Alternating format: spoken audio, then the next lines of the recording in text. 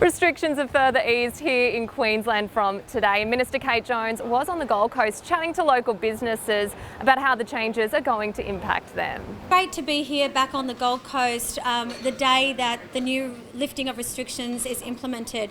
We know that the Gold Coast has done it particularly tough during COVID-19 and the restrictions that have been in place in relation to protecting Queenslanders' health. But today is a step forward. Here at Hotshot in Tedder Avenue is an example of a business that from this week will be able to increase the number of patrons from 10 up to 20, and by the end of the week with the COVID safe plan in place, they'll be able to have 20 in each section. So today I have a very clear message to everyone out there. Please come to the Gold Coast. For people like me that live in Brisbane but spend as much time as we can on the Gold Coast, we are really appealing to those 2 million Brisbane folk to make sure that you come and spend your money in this local economy.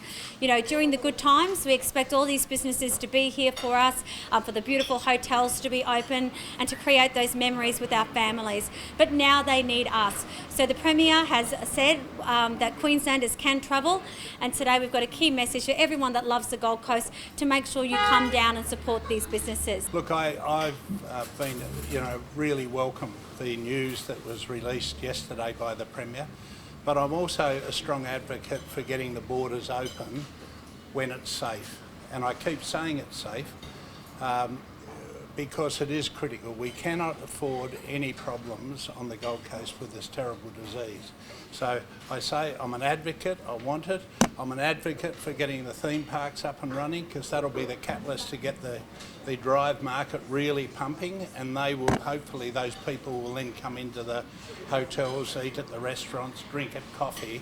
We're so excited. We're so excited to be able to just take that next step, moving forward, getting back to a little bit more normality. Actually got to call 2 of my staff that haven't worked since the 24th of March. I got to call them and say, hey, I want you to come back to work next week. But just in the last week, we've definitely picked up. We're, getting, I wouldn't say normal, but very close to it. So, it's super exciting. It's a positive step forward. And, we, from a tourism point of view, with the borders opening, the airport, for instance, we need dates. I see in the plans from the Premier that the July 10 date is still in there.